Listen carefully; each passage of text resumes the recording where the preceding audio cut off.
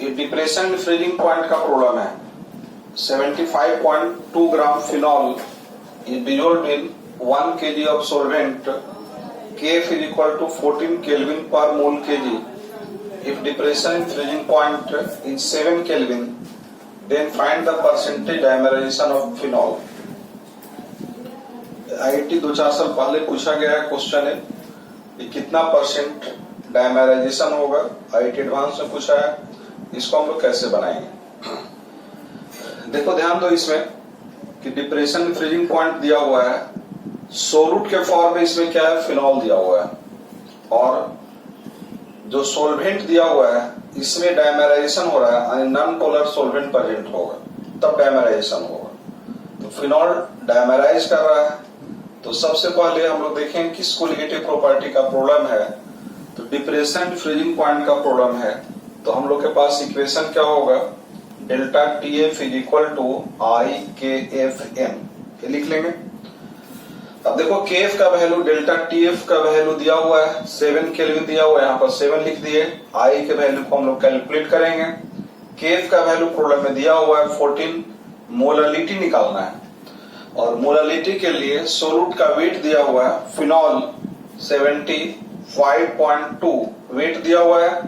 इसको molecular weight सोलूट का कितना है, 94 दिया हुआ है, तो wait by molecular weight multiply 1000, और प्रॉब्लम में सोलवेंट का वेट दिया हुआ है 1 kg दिया हुआ है।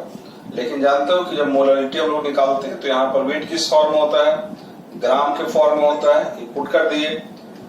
तो यहां से हम लोग आई का वैल्यू निकाल सकते हैं, और जब आई का वैल्यू मिल जाएगा तो उसके बाद हम लोग डिग्री ऑफ डायमेराइजेशन निकाल सकते हैं। अब देखो यहाँ पर आई के वैल्यू को पुट भी कर सकते हैं कि आई का वैल्यू कितना पुट करेंगे। फिनॉल का डायमेराइजेशन हो रहा है, ये फिनॉल मॉलिक्यूल है, ये मॉलिक्यूलर वेट फिनॉल का है, निकाल सकते हो फिनॉल का मॉलिक्यूलर वेट OH, फिनॉल का निकाल सकते हैं तो 94 आएगा। तो फिनॉल का डायमेराइजेशन होगा, इसका मतलब 2 मॉलिक्यूल फिनॉल एक कन्वर्ट होगा 1 मॉलिक्यूल फिनॉल में due to intermolecular hydrogen bonding. और वांट ऑफ फैक्टर जब निकालेंगे तो पहले 1 दिया हुआ रहेगा, before association BA 1, after association AA, after association 1 minus alpha. 2 mole अगर खत्म हो रहा है तो 1 मोल का फॉर्मेशन होगा, तो यहां पर लिखेंगे अल्फा बाई 2। तो आई का वैल्यू कितना हो जाएगा, तो 1 minus alpha plus alpha by 2 by 1, और ये वैल्यू बराबर कितना हो जाएगा, 1 minus alpha by 2।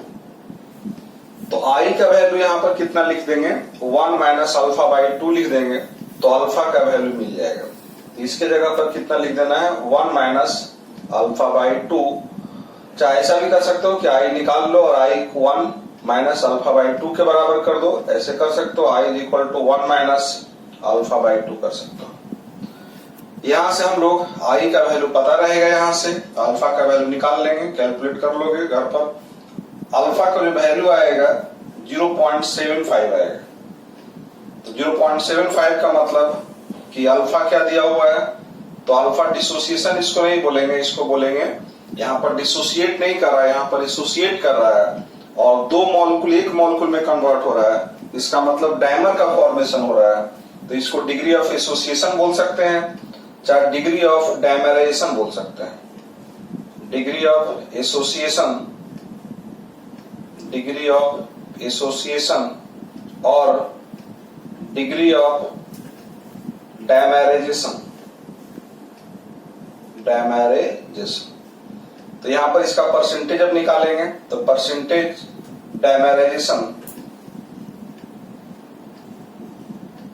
Is equal to 0.75 multiply 100, और इसका आंसर हो जाएगा 75%। तो देख लो इसमें कहीं दिक्कत है, पूछ सकते हो।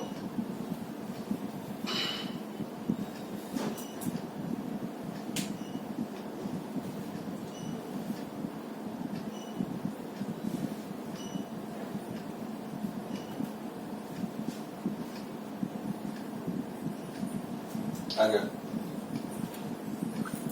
सर 2 मोल फिनॉल का लिए क्या दिया हुआ है? डायमराइजेशन हो रहा है।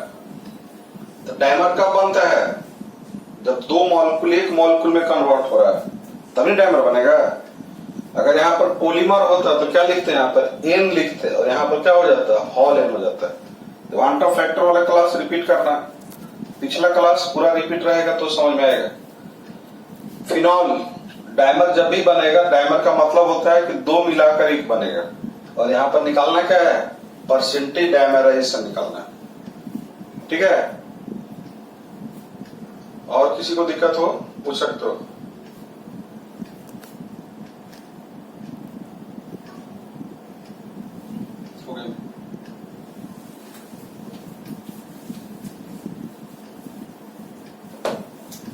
कितना मिनट है?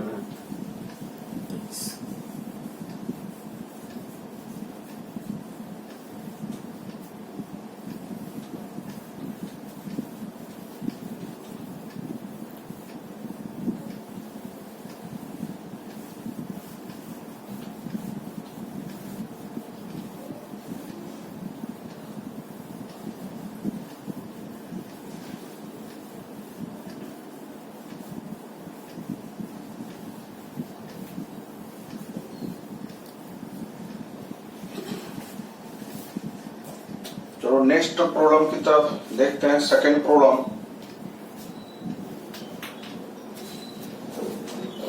क्वेश्चन बोर्ड पर लिख दे रहे हैं।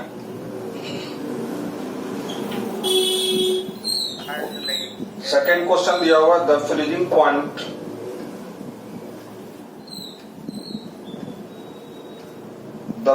Point of solution containing 0.2 gram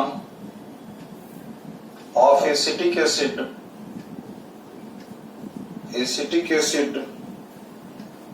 in 20 gram of benzene is lowered by 0.45 degree centigrade. Calculate the degree of association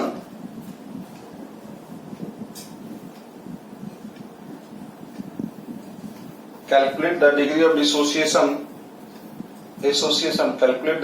association of acetic acid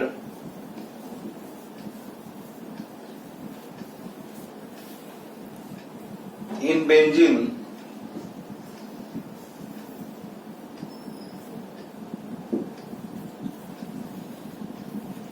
Kf of benzene is equal to 5.12 Kelvin per mole kg, Kelvin per mole kg, Kf of benzene। तो problem हम लोग के पास दिया हुआ है कि the freezing point of solution containing 0.2 gram of acetic acid in 20 gram of benzene. देखो ये पहले बतला चुके हैं कि अगर एसिटिक एसिड दिया हुआ रहेगा, बेंजोइक एसिड दिया हुआ रहेगा, फिनॉल दिया हुआ रहेगा, तो अगर पोलर सॉल्वेंट होगा तो वहां पर डिसोसिएट करता है।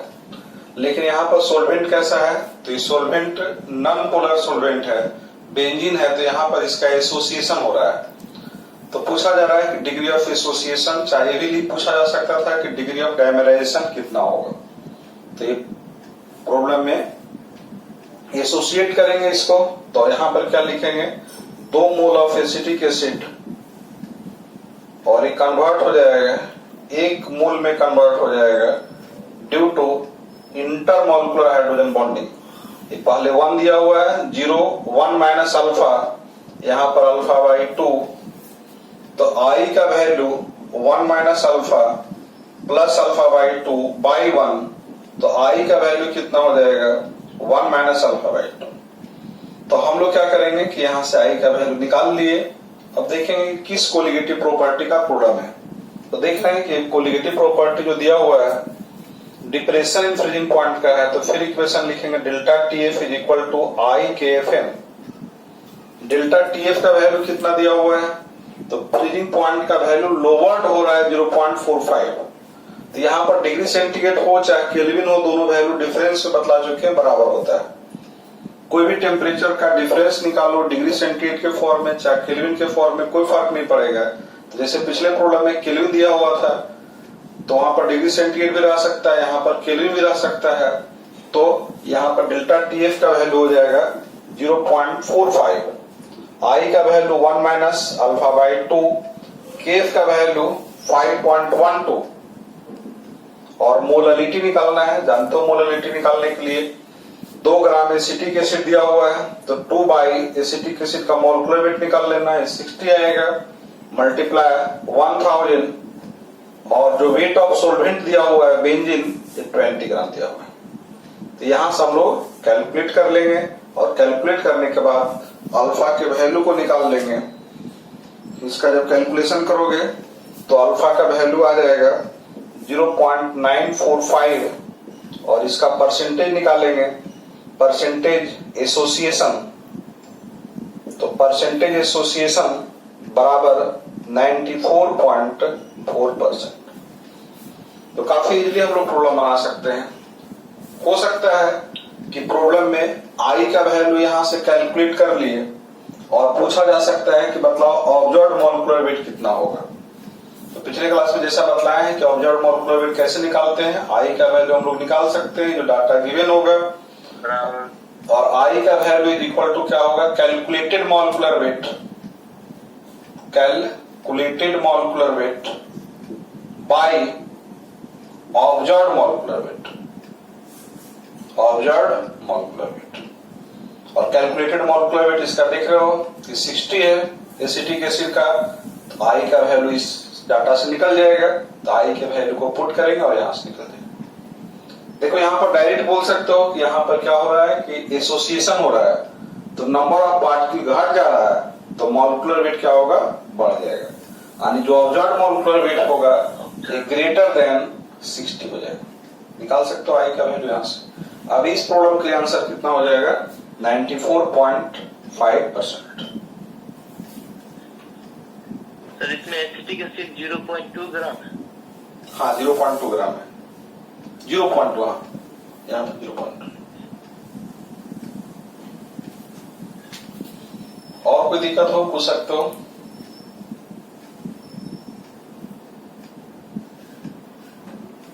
आगे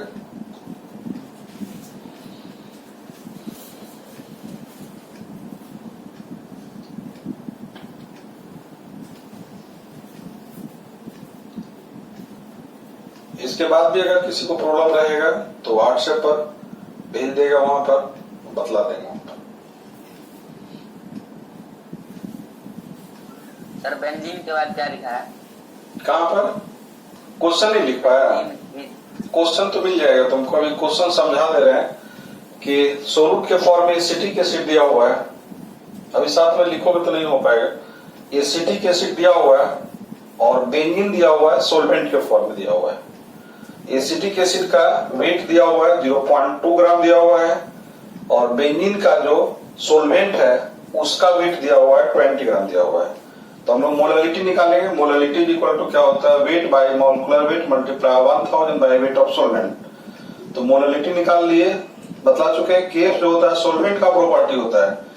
जैसे अगर वाटर होता तो वाटर के लिए केएफ का वैल्यू 1.86 होता है, लेकिन बेंजीन के लिए दिया हुआ है, प्रॉब्लम में दिया हुआ रहेगा 5.12 है, ये पुट कर दिए, और डिप्रेशन इन फ्रीजिंग पॉइंट 0.45 है दिया हुआ प्रॉब्लम में, तो 1 minus alpha by 2 degree of association निकालने के लिए बतला है, इसको पुट करेंगे, यहां से बना लेंगे।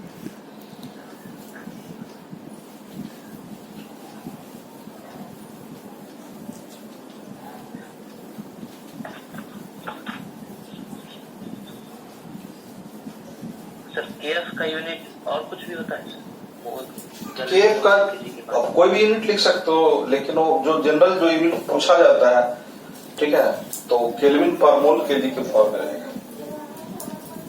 ठीक है, अगर मान के चलो कि अगर तुम्हारे पास कोई डाटा दिया हुआ है, वेट दिया हुआ है सोल्यूट का वो केजी के फॉर्म में दिया हुआ है, और चाहिए ग्राम में तो ग्राम में कन्वर्ट कर सकते हो।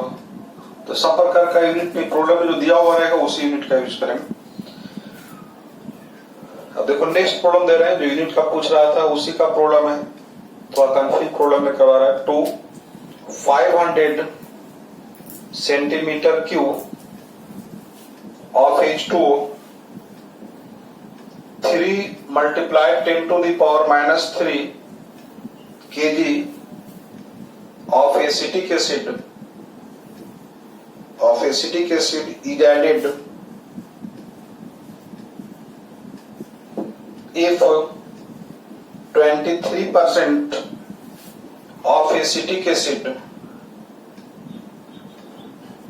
is dissociated, what will be depression in freezing point? Depression in freezing point Kf of water is equal to 1.86 and density of water is equal to 0.997 ग्राम पर सीसी। अब देखो इस प्रॉब्लम को ध्यान से देखो, इसमें क्या दिया हुआ है कि सोल्वेंट के फॉर्म में वाटर दिया हुआ है, एसिटिक एसिड का देखो इतना केजी दिया हुआ है। जानते हो कि एसिटिक एसिड सोलूट के फॉर्म में है, और जब सोलूट होगा तो इसका वेट ग्राम के फॉर्म में चाहिए। तो केवल प्रॉब्लम में ये पूछा जा रहा है कि केजी को ग्राम में कन्वर्ट कर सकते हो कि नहीं। कैसे कन्वर्ट करेंगे इसको? केजी दिया हो और ग्राम में कन्वर्ट करेंगे तो 1000 से मल्टीप्लाई कर देंगे इसको, तो कैंसिल आउट हो जाएगा। यानी कितना ग्राम एसिटिक एसिड हो जाएगा? 3 ग्राम एसिटिक एसिड। तो प्रॉब्लम में सिंपली लिखा रह सकता था 3 ग्राम एसिटिक एसिड, लेकिन थोड़ा सा प्रॉब्लम को ट्विस्ट हल्का सा किया कि यूनिट का नॉलेज है कि नहीं। दूसरा एक चीज और प्रॉब्लम में दिया हुआ है कि वेट ऑफ सोल्वेंट चाहिए हम लोग को, लेकिन वेट ऑफ सोल्वेंट नहीं दिया हुआ है, वॉल्यूम ऑफ सोल्वेंट दिया हुआ है। और जानते हो कि मास इज इक्वल टू होता है volume multiply density. Mass is equal to volume multiply density. Audio unit रखना, mass is equal to volume multiply density. Generally water का जो डेंसिटी होता है 1 ग्राम पर सीसी होता है लिक्विड के फॉर्म में। तो अगर प्रॉब्लम में कुछ नहीं दिया रहा था तो हम लोग 1 मान लेते, लेकिन एक्चुअली क्या होता है कि वाटर का जो डेंसिटी होता है लिक्विड के फॉर्म में क्लोज टू 1 होता है। ठीक है, तो प्रॉब्लम में क्या दिया हुआ कि डेंसिटी भी दे दिया गया है। तो डेंसिटी अगर दे दिया गया है तो जो डेंसिटी दिया हुआ है देखो मोर क्लोज टू 1 है, 0.997 दिया हुआ है। तो डेंसिटी दे दिया गया है, तो इससे हम लोग क्या करेंगे कि मास ऑफ सोल्वेंट निकाल लेंगे। तो देख रहे हो कि वॉल्यूम कितना दिया हुआ, 500 सेंटीमीटर क्यूब दिया हुआ है, और डेंसिटी इसका जो दिया हुआ है 0.997 ग्राम पर सीसी दिया हुआ है। बतला चुके हैं कि सीसी सेंटीमीटर क्यूब और मिलीलीटर तीनों क्या होता है, बिल्कुल एक प्रकार का चीज है। सीसी कहीं लिखा हुआ हो, सेंटीमीटर क्यूब हो और मिलीलीटर हो। तो यहां से वेट ऑफ सोल्वेंट या मास ऑफ सोल्वेंट 500 मल्टीप्लाई 0.997 इतना ग्राम आ जाएगा। उसके बाद देखो यहां पर क्या है कि एसिटिक एसिड सोलूट है और वाटर सोल्वेंट है। Water is polar सोल्वेंट। तो वाटर अगर पोलर सोल्वेंट होगा तो यहां पर एसोसिएट नहीं करेगा, ये यहां पर क्या होगा, डिसोसिएट करेगा। तो फिर एसिटिक एसिड का डिसोसिएशन के अकॉर्डिंग तो हम लोग वाटर फैक्टर निकालेंगे। तो इसको हम लोग डिसोसिएट कर दिए, और जब डिसोसिएट करेंगे तो क्या बनेगा, एसीटेट आयन और H+। देखो एसिटिक एसिड है, सोलूट सेम है, लेकिन according to nature of solvent dissociate कर रहा है और कभी एसोसिएट कर रहा है। प्रॉब्लम में दिया हुआ है कि सोल्वेंट वाटर है और डिसोसिएशन दिया हुआ है। तो यहाँ पर 1 कितना अमाउंट दिया हुआ है इससे कोई मतलब नहीं है। इसका डिसोसिएशन कितना हो रहा है 23%, इसको डायरेक्ट लिख सकते हो 0.3, और यहाँ पर 0.23 यहाँ पर 0.23। तो I का वैल्यू कितना हो जाएगा, 1 - 0.23 प्लस 0.23 प्लस 0.23 बाई 1, तो कैंसिल आउट हो जाएगा। आई का वैल्यू कितना हो जाएगा 1.23। आई का वैल्यू मिल गया हम लोग, आई का वैल्यू मिल गया। ये डिप्रेशन फ्रीजिंग पॉइंट का प्रॉब्लम है, तो delta TF is equal to i K F M. ठीक है, तो डिप्रेशन फ्रीजिंग पॉइंट हम लोग को पता करना है, डेल्टा TF पता करना है। आई का वैल्यू यहां से मिल गया कि 1.23 दिया हुआ है, KF का वैल्यू 1.86 दिया हुआ है, और मोलालिटी इजीली निकाल सकते हो। मोलालिटी में वेट दिया हुआ है 3 gram, weight by molecular weight acetic acid का निकालोगे 60 हो जाएगा। 1000 से मल्टीप्लाई करेंगे और वेट ऑफ सॉल्वेंट जो यहां पर निकाले हैं अभी, इसको पुट कर देंगे 500 मल्टीप्लाई 0.99 से, तो यहां से हम लोग डेल्टा TF निकाल सकते हैं। इसका मतलब कि जो फ्रीजिंग पॉइंट में डिप्रेशन हो जाएगा ये इतना हो जाएगा। इस वैल्यू को कैलकुलेट करोगे तो वैल्यू आ जाएगा 0.229 डेल्टा TF आएगा। तो अगर ये पता करना हो हम लोग को कि डिप्रेशन फ्रीजिंग पॉइंट कितना हो जाएगा, तो 0.229 डिग्री सेंटीग्रेड में इसको लिख सकते हो, चाहे इसको केल्विन में लिख सकते हो। लेकिन अगर इसको हम लोग को फ्रीजिंग पॉइंट पूछा जाए तो देखो प्योर वाटर कितने पर फ्रीज करता है, तो 0 डिग्री सेंटीग्रेड पर करता है, और 0 से नीचे आएगा, इसका मतलब 0 से इतना डिफरेंस हो जाएगा। तो अब कितने पर फ्रीज करेगा, प्योर वाटर का फ्रीजिंग पॉइंट है। अब इससे नीचे आएगा, तो 0 से जब नीचे आएगा तो डिग्री सेंटीग्रेड में निगेटिव हो जाएगा, तो माइनस 0.229 डिग्री सेंटीग्रेड। तो अगर प्रॉब्लम ये पूछा जाए कि डिप्रेशन फ्रीजिंग पॉइंट क्या है, जैसे पूछा जा रहा है कि डिप्रेशन फ्रीजिंग पॉइंट क्या होगा, तो इसका आंसर ये हो जाएगा। लेकिन अगर पूछा जाए कि फ्रीजिंग पॉइंट ऑफ सॉल्यूशन क्या होगा, तो फ्रीजिंग पॉइंट ये जो दिया हुआ नेगेटिव में, it is freezing point of solution, freezing point of solution, तो सॉल्यूशन का फ्रीजिंग पॉइंट। अगर केल्विन में निकालना है तो केल्विन में भी निकाल सकते हो। यहां पर जो दिया हुआ रहेगा डिग्री सेंटीग्रेड, इसमें 273 को ऐड कर देंगे, डिग्री सेंटीग्रेड में निकाल सकते, केल्विन में निकाल सकते हैं।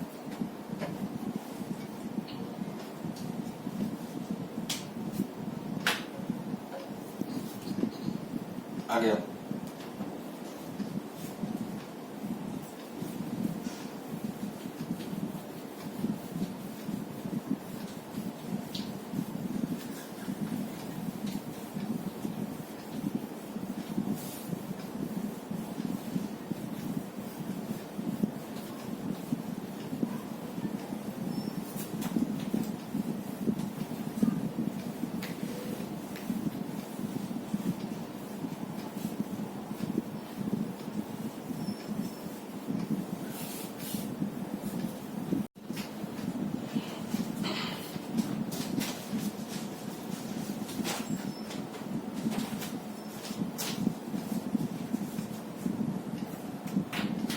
चलो नेक्स्ट प्रॉब्लम डिस्कस कर रहे हैं।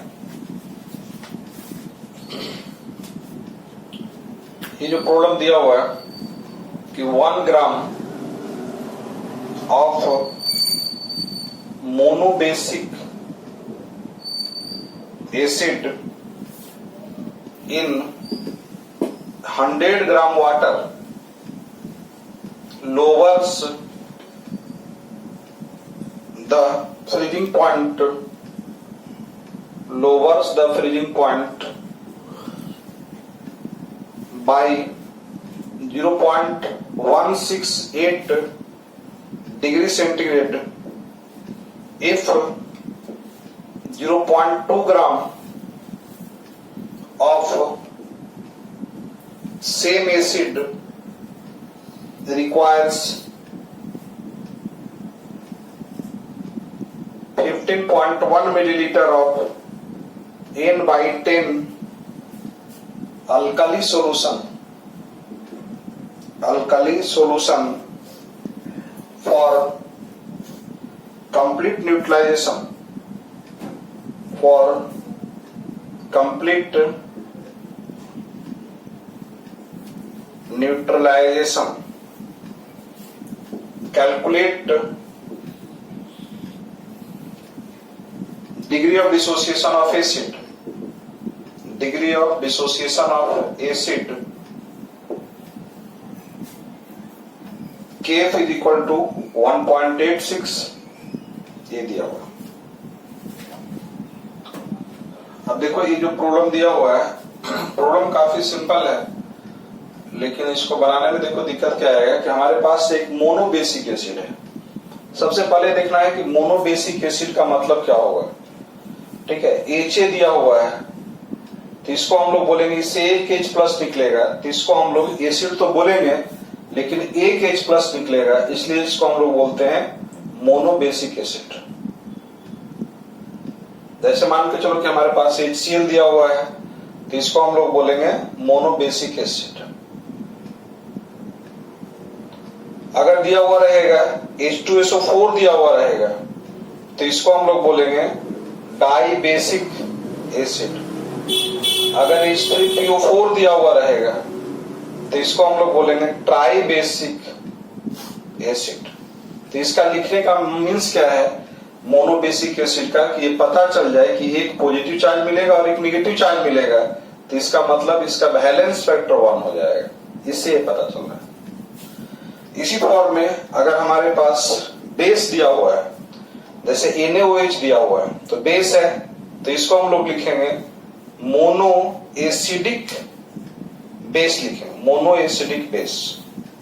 अगर कैल्शियम हाइड्रोक्साइड दिया हुआ रहेगा तो इसको हम लोग बोलेंगे डाई एसिडिक बेस बोलेंगे। अगर अल्युमिनियम हाइड्रोक्साइड दिया हुआ है तो इसको हम लोग बोलेंगे ट्राई एसिडिक बेस।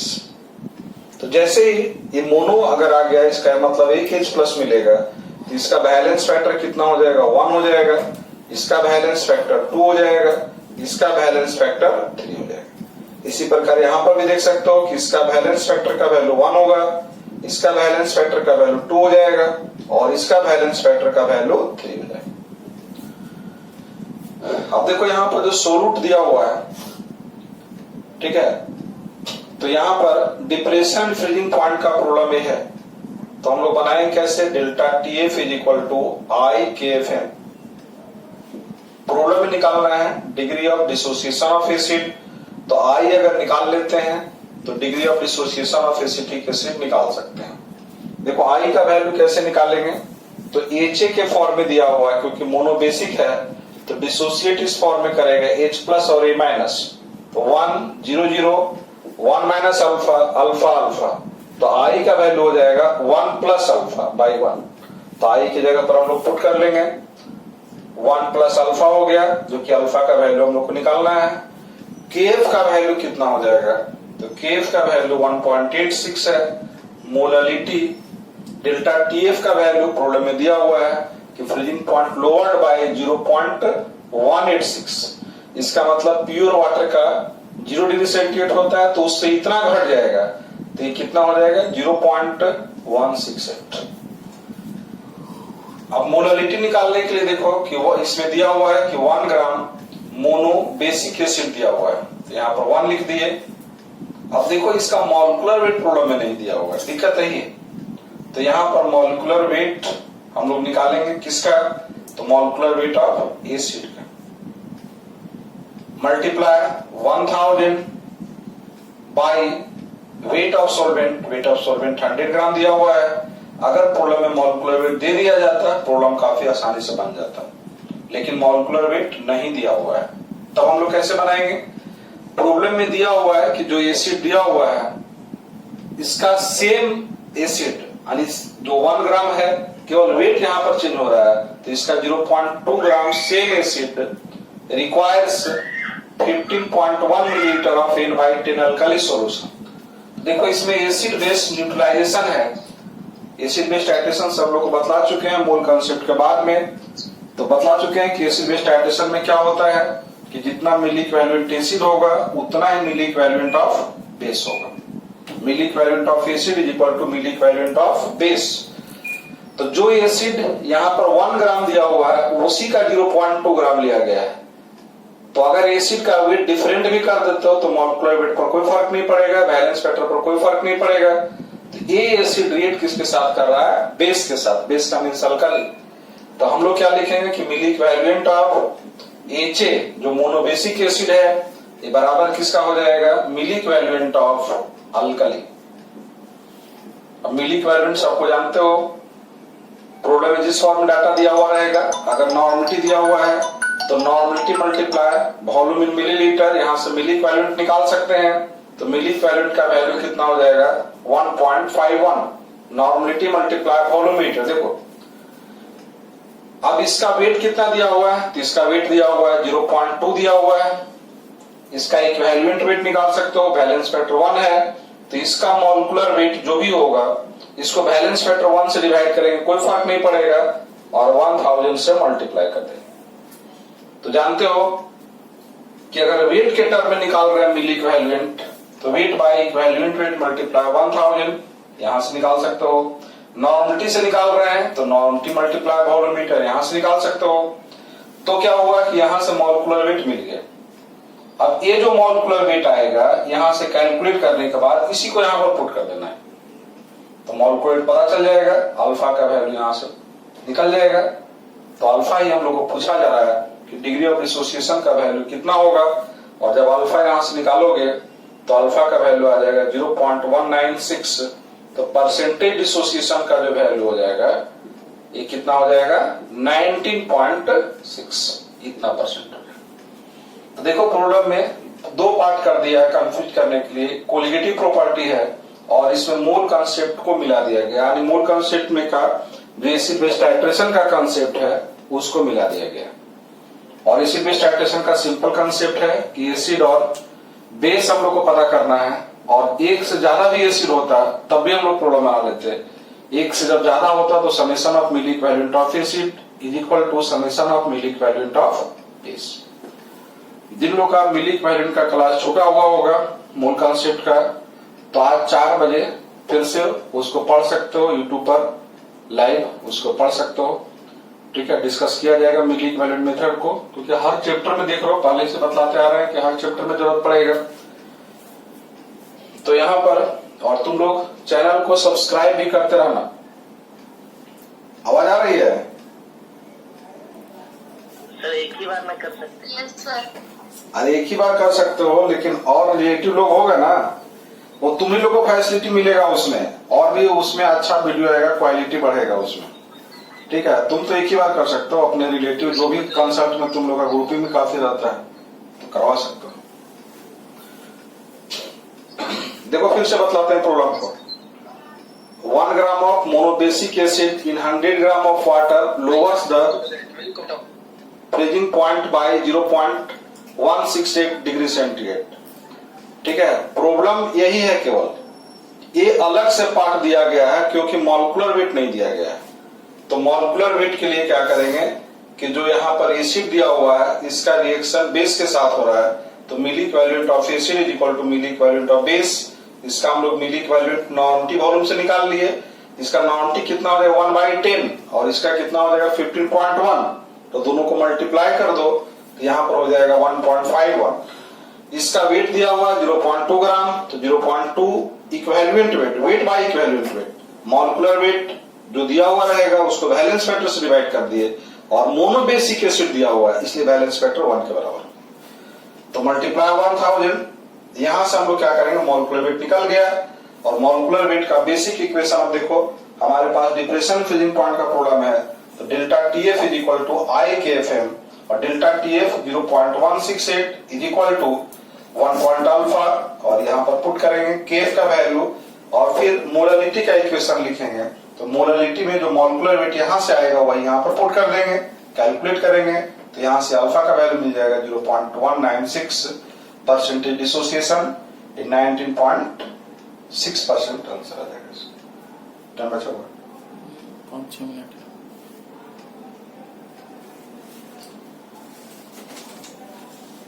वहाँ 151 है ना? कहाँ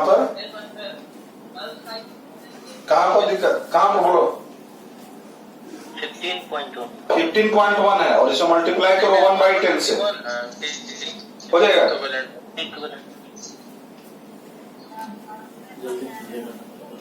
मिली equivalent of alkali sir?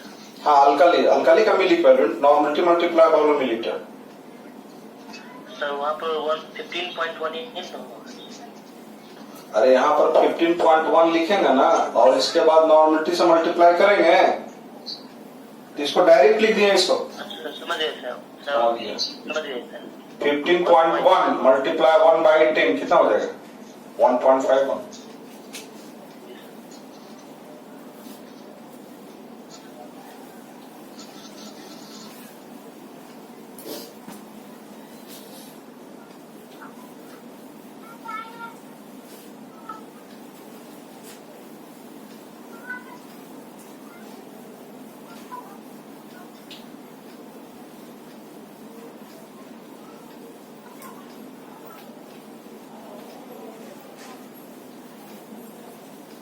Copy हो गया था ना। अब देखो एक प्रॉब्लम लिख रहे हैं, तुम लोग को घर से बना के लाना है, ट्राई करना है उसको। इसमें कॉम्प्लेक्स कंपाउंड का कॉन्सेप्ट दिया हुआ है तो अपने से भी देखना है और फिर डिस्कस करेंगे इसको प्रॉब्लम को। अभी भी इसको समझा देते हैं। प्रॉब्लम दिया हुआ है कि एक complex compound is represented as COCl3 XNH3. Its 0.1 molar solution in water shows delta TF is equal to 0.558 degree, KF is equal to 1.86, assuming 100% dissociation of complex,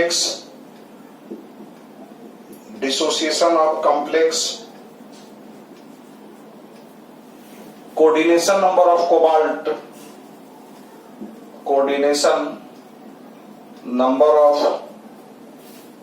cobalt is 6. Calculate value of X and write formula of the complex.